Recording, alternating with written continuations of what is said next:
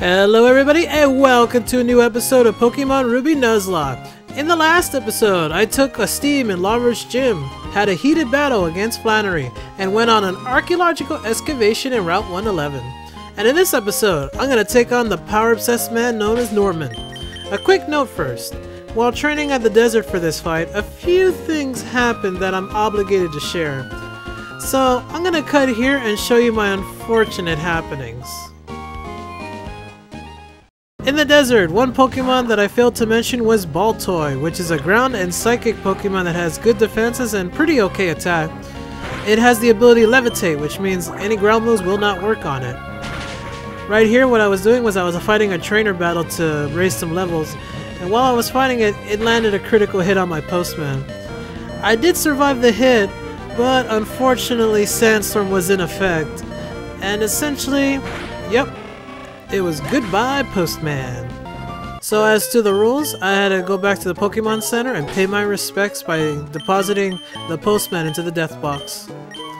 It's a shame too, I did like Wingo and Silver, but you know, as to the rules, I had to move on and switch them out. I ended up deciding to go with Viridian in this case, just so I can have more balance with my starter. The last thing I wanted to mention is that Baltoy can be found in the desert of Route 111 to catch, but I would not recommend that, and I'm actually against you even trying, because there's one thing you have to be concerned with when trying to catch one. They explode! Not to mention they landed a critical hit on Fenric. Not gonna lie, I was pretty peeved on that one. Now that I covered the dangers of the desert, it's time to take on the gym. In Petalberg Gym, the gimmick is branching paths, where before entering any room, the game will give you a hint on the strategy the opponent will be using. There are 7 trainers to fight here, but only 3 are required to make it to the gym. All the Pokemon in this gym use normal types, even though the town name would suggest it would be grass, especially since Hoenn's the only region that doesn't have a grass or bug-like gym. All the trainers here use either Delcatty, Lanoon, or Zangoose. And at the start of each battle, we'll be using one of the battle items to boost an essential stat, critical hit ratio, or immunity to status infliction. When tackling this gym, I would recommend using a fighting type if you manage to get one here during a Nuzlocke run, or if you're casual. Each trainer here only uses one Pokemon and are pretty easy, except for one, which I will note in a little bit.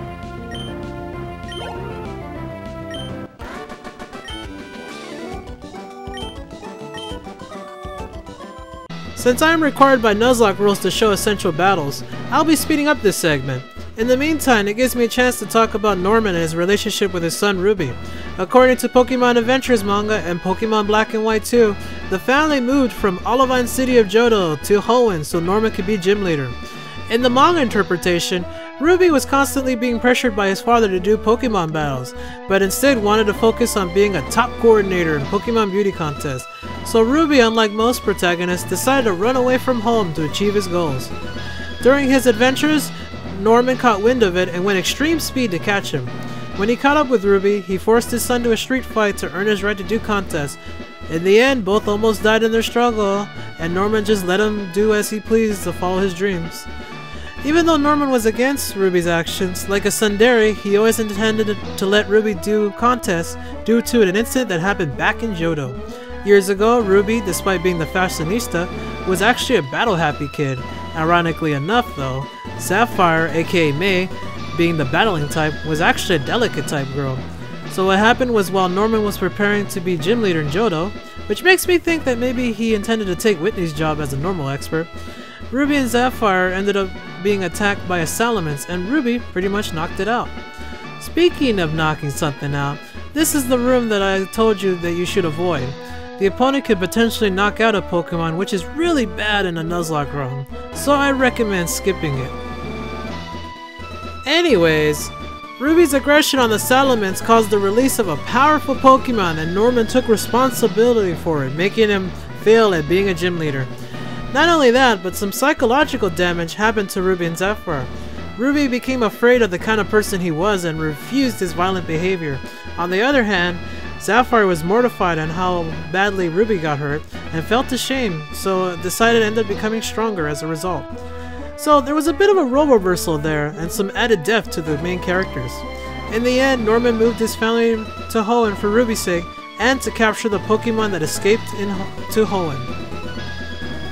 The Pokemon that Norman is looking for will be discussed another time. But now that I'm done reminiscing, it's time to fight man to Superman.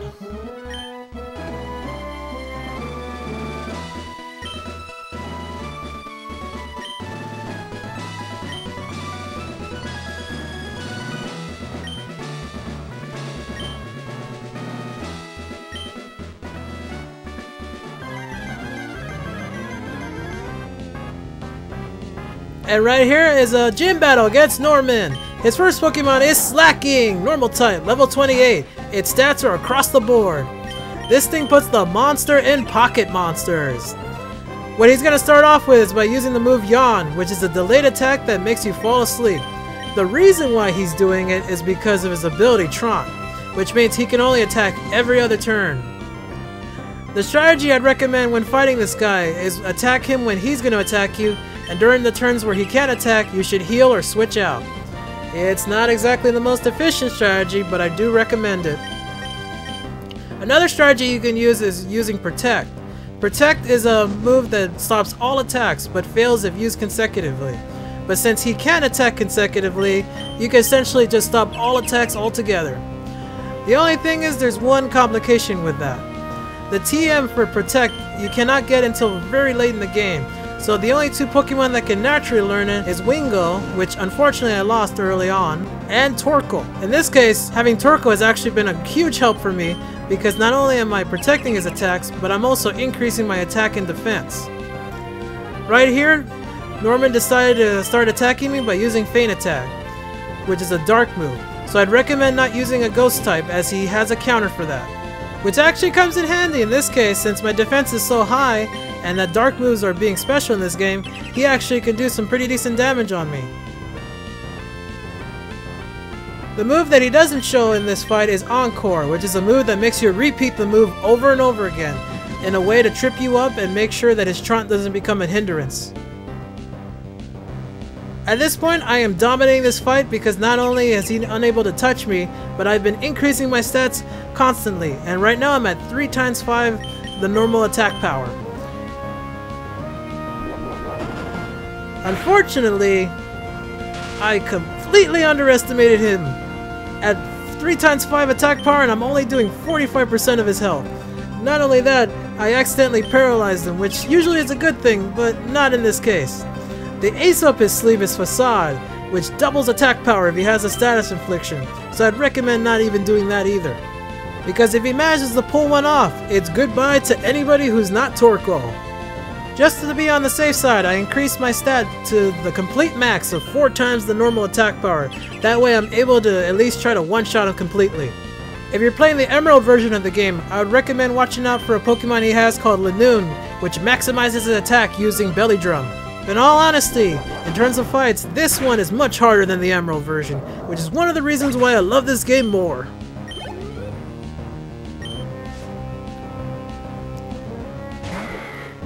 His second Pokemon is Vigoroth. This thing is the pre-evolution of Slacking, and unlike his predecessor, he doesn't have the ability Taunt, so instead he can attack you freely. His ability is Vital Spirit, which means you can't put him to sleep, but unlike his predecessor, he doesn't have the bulk to go with it. So as you can see, I almost took him out in one blow. Right here, Norman decided to use a Hyper Potion, and just because I predicted that, I decided to use a weaker move, which was Ember. That way he wouldn't be tempted to use another potion again. And so it's simple, one more attack and he's gone. Though I do admit, he seems to be doing pretty good damage on me.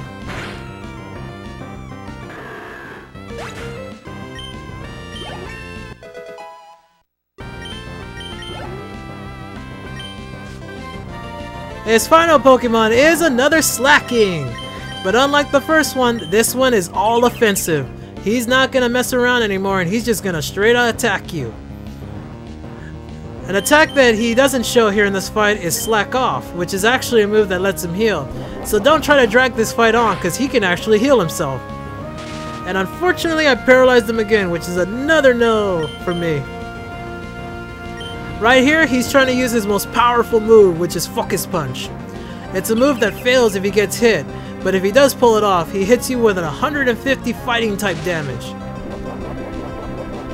Right here, I pretty much used up all my protects, so just as a precaution, I equipped myself with a Leapa Berry, which essentially means I can double the protect on him. But with that, I've taken care of Norman.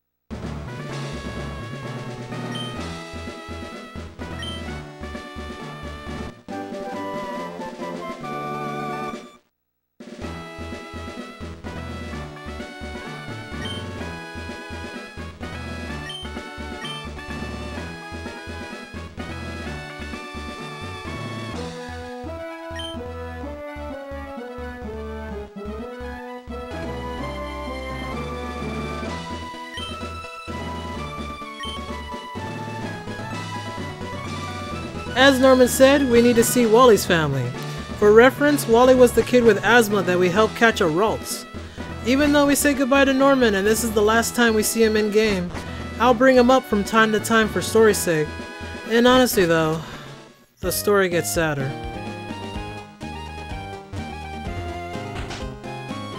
Here in Wally's home, we're gonna get the best HM move in the game, which is Surf. Surf is a fantastic move that got nerfed in the later generation, but is fantastic here. It has high special and it does not hurt your teammates in double battles. Now that I can use it, a lot of Hoenn is opened up, and I can progress. But before I do, I need to make one last stop, so I will see you in an instant. Back here in Rustboro City, I wanted to show that if you go to the Pokeball manufacturing company known as Devon Corp, I can use the fossil that I picked up in the last episode.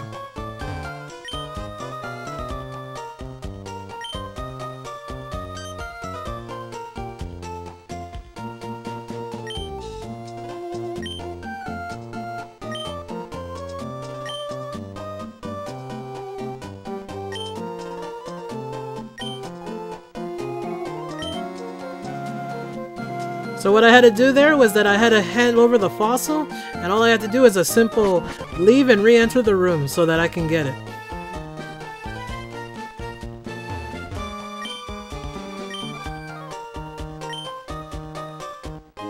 So in a blink of an eye, he revived the fossil Pokemon. As to the rules, I had to name it, and look at that! Another girl. I will call it Sigum, which is Loki's wife. Seriously though, a female Aneroth is 1 in 8 chances. I am just attracting all the ladies. The Pokemon here is Aneroth, which is a bug rock type Pokemon that excels in attack and it has a good nature. Its ability is awesome for a Nuzlocke since a critical hit won't kill it. A very good Pokemon and a not so bad start on our new relationship. Now that I'm done with this small little business, the next thing I need to do is I gotta get to Mauville. I can either take the tunnels or go by sea, but in honestly there's just so much more to show by sea, so I'm gonna cut here and I'll see you in an instant. Back here near where Captain Stern would drunk drive us to Slateport, as you can see, he's no longer around. This is the game telling me to stop being lazy and get to Slateport myself, so I will do so, by making my Pokemon help me surf there since it seems to be such a huge difference. While at sea, there will be tons of trainers and random encounters all over since all of the sea is essentially tall grass. It is a good chance to capture new Pokemon. I will try to find something, but everything here would likely just be water types. Oh, it's a Wingo! Too bad I already caught one, so I'm not allowed to get it. Oh well, at least I can get another chance at something good. And instead I just run into a random battle that I'll just skip, just because it was fast and pointless anyways.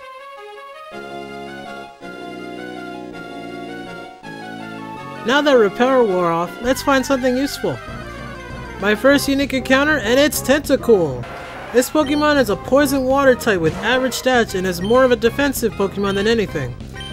I'm gonna catch it and keep it as a spare in case I need a water-based HM slave, since I will be needing one later in the game.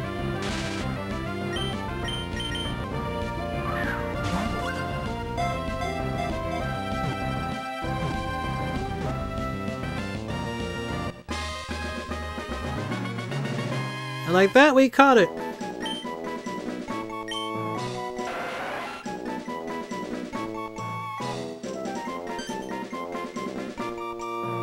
Pretty cheerful dex entry compared to the last few.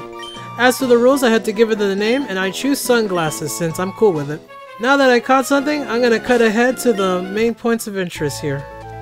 In Dewford, after beating Norman, you can enter Dewford Hall, which serves little purpose other than finding a random NPC that'll give you a great item. Talking to the guy with glasses will give you the TM for Sludge Bomb. Sludge Bomb is a powerful poison move and is actually the best one in this game. So I'd recommend getting it, as quite a few Pokemon can learn it, and it's best to save it for when you really need it. Okay, the next thing we gotta do is we gotta head due east and travel to our next location. While traveling, this reminds me of the time when Ruby and Sapphire traveled to Slateport together. Sapphire used the Wailord to transport both of them, and they made a stop at our next destination, which is gonna be the abandoned ship.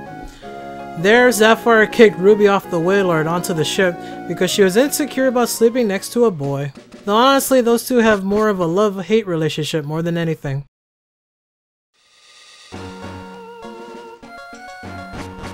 In here, Ruby discovered Team Magma looking for an item known as the scanner. Ruby and Zephyr tried their best efforts to retrieve it, but in the end got an empty case while Magma retrieved the scanner itself. You can find the scanner here, but until really late in the game.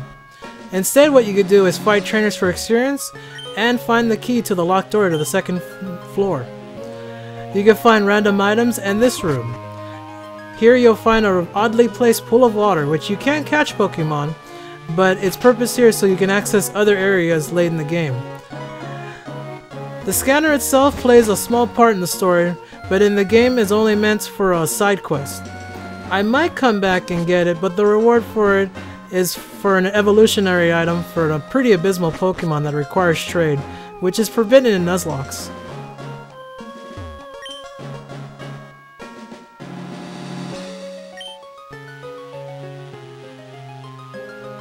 Right here, Captain Stern's associate is talking about the scanner, but more importantly is the item here, the storage key.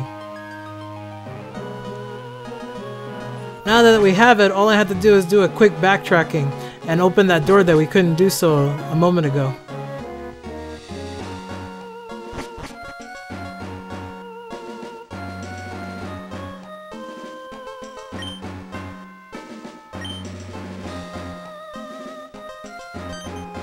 And with the item, we're able to open the door, and for doing so, we get the TM for Ice Beam. Ice Beam is a terrific and powerful move which is useful against dragons, which is very helpful for when you're fighting the Elite Four, since there's always an Elite Four member with a dragon type. Now that I'm done here, I'm just gonna cut one more time straight to Mauville. Back here in Mauville, it appears the most electrifying man in Hoenn is out of his maze of traps and standing here looking puzzled. Let's see what he wants.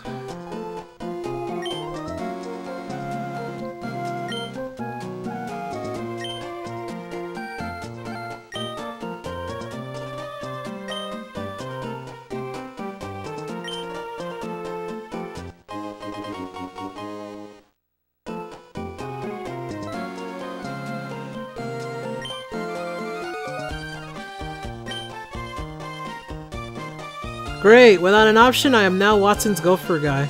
Looks like his tinkering with tech has made another mess of things. As Watson says, we had to go south and enter a new area called New Mauville. Real quick though, if you check the sign right here, you'll notice some interesting text. And like that, Magma does a good job being openly evil, while Aqua is doing an actual good job hiding in the shadows. Getting back on topic, as I mentioned before, according to the Pokemon Adventures, Watson had issues with the overpopulation in Malville. The area we're going to enter is one of his solutions for it. At the time, he was looking for it with the Trick Master, aka the mini dungeon maker of Route 110, only to catch Zafar in one of the traps thinking she was a Pokemon. Zafar really got upset, and to add to it, Watson was handing out badges free of charge. Zafar demanded a proper battle, and Watson only agreed if she helped him find new Malville for him. The first Pokemon here in the mini dungeon is Magnemite. This is a steel electric Pokemon with low stats, but makes up for it with excellent resistances. It is only weak to fire and ground and is overall pretty good. If you have not gotten an electric Pokemon at this point, I recommend getting one, as this will probably be the last time you'll ever find one. And just leaving a hint, the next gym has an issue with electrics.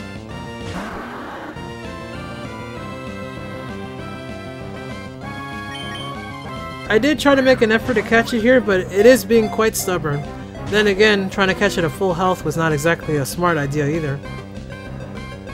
At this point though, I was gonna try to weaken it, but for some reason in my head I thought ground did not do as much, and instead I ended up killing it.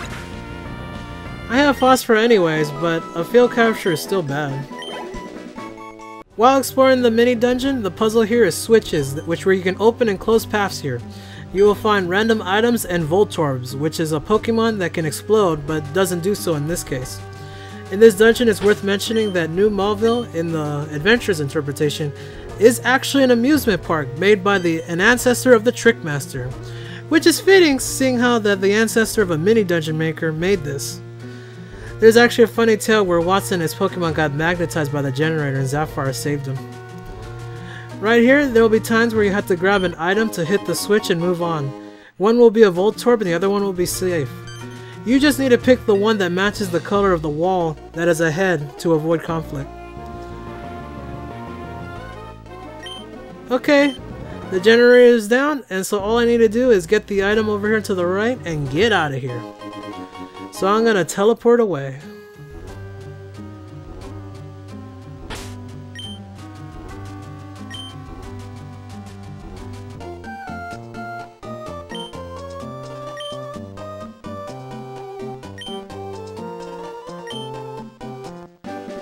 And for completing the scenario, he gives you the TM for Thunderbolt. I think I did a lot in this episode and we'll end it here.